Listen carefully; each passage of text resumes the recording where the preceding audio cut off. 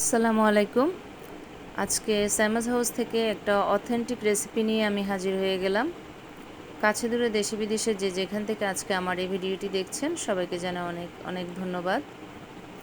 তো আজকের এই কলার মোচার রেসিপিটি আপনাদের কাছে কেমন লাগে সেটা অবশ্যই আমাকে জানাবেন।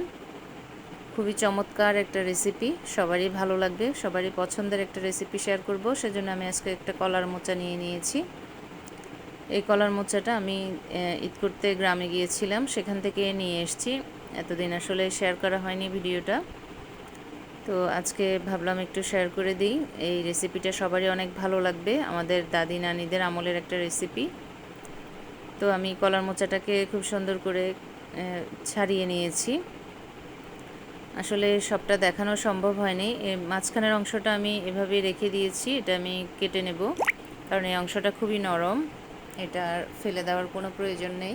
তো কলার মোচা ছাড়ারও কিন্তু একটা পদ্ধতি রয়েছে। আসলে সবটা দেখাতে গেলে ভিডিও অনেক বেশি লং হয়ে যাবে, তাই সবটা দেখালাম না। আমি এখানে মোচাগুলোকে বেছে পরিষ্কার করে কুটে তারপরে ধুয়ে নিয়েছি।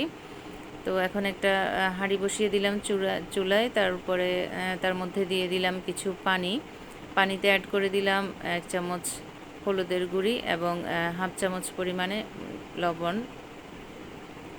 এখন এই মিশ্রণটাতে আমি অ্যাড করে দেব ধুয়ে পরিষ্কার করে রাখা কলার মোচাটা।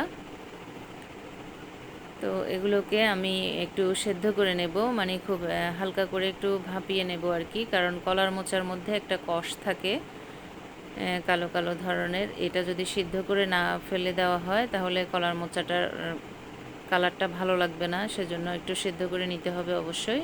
তো আমার সেদ্ধ করে নেওয়া হয়ে গেছে, এই যে দেখুন আমি নামিয়ে নিয়েছি একটা স্ট্রেনারে। তারপর আমি একটা ব্লেন্ডারের জারে কিছু রসুন এবং আদা পেস্ট করে নেব। এই যে দেখুন আমার রসুন আদার পেস্ট তৈরি হয়ে গেছে। এরপরে আমি ওগুলো তুলে নিয়ে একই ব্লেন্ডারের জারে দিয়ে দিচ্ছি সেদ্ধ করা কলার মোচাটা।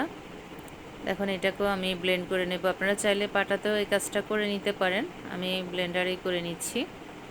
তো দেখুন আমার পেস্ট করে নেওয়া হয়ে গেছে। এবার চুলায় একই প্যানে আমি দিয়ে দিলাম কিছু শুকনো মরিচ কুচি এবং একটা তেজপাতাকে দুফালি করে দিয়ে দিয়েছি এবং পরিমাণ মতো রান্নার রেগুলার তেল অ্যাড করে দিলাম। এখন এগুলোকে একটু ভেজে নেব শুরুতে, তারপর আমি এতে অ্যাড করে দেব বেশ অনেকটা পেঁয়াজ কুচির পরিমাণটা একটু বেশি করে দিলে থোর ভাজিটা খুব ভালো লাগে। কেউ কলার থোরও বলে থাকেন, কেউ কলার মোচাও বলে থাকেন, তাই আমি দুটোই ইউজ করছি আর কি, যাতে কারো বুঝতে অসুবিধা না হয়। তো আমার পেঁয়াজ রসুনগুলো সুন্দর মতো ভাজা হচ্ছে। সামান্য 1 চিমটি পরিমাণে লবণ অ্যাড করলাম শুধুমাত্র পেঁয়াজের জন্যই। থোড়ে তো আমি লবণ আগেই দিয়েছি সেদ্ধ করার সময়, তাই আর বেশি পরিমাণে দেওয়ার প্রয়োজন নেই, লবণাক্ত হলে আবার খেতে ভাল লাগবে না। হাফ টিস্পুন পরিমাণে আমি দিয়ে দিলাম আদা রসুনের পেস্ট। সবগুলো দিইনি, সবগুলো দিলে বেশি মনে হবে, সেজন্য একটু কমিয়ে দিলাম। তো দিয়ে দিলাম 1 টিস্পুন হলুদের গুঁড়ি এবং 1 টিস্পুন ধনিয়া জিরার মিক্স গুঁড়ো। মরিচের গুঁড়োটা আমি এখানে ইউজ করছি না, যেহেতু আমি শুকনো মরিচ দিয়েছি। তাছাড়া কলার মোচাটা আসলে খুব বেশি ঝাল হলে ভালো লাগে না, এটা মিডিয়াম ঝালেই খেতে ভালো লাগে। তাছাড়া বাচ্চারাও খাবে, সেজন্য আমি ওই ঝালটা আর ইউজ করলাম না। শুকনো মরিচটা একটু বেশি পরিমাণে দিলাম, আপনারা চাইলে দিতে পারেন আপনাদের পছন্দ মতো। তো আমি খুব সুন্দর করে অনবরত নাড়াচাড়া করে তেলের ভিতর এভাবেই কলার মোচার পেস্টটাকে আমি খুব সুন্দর করে ভেজে নেব।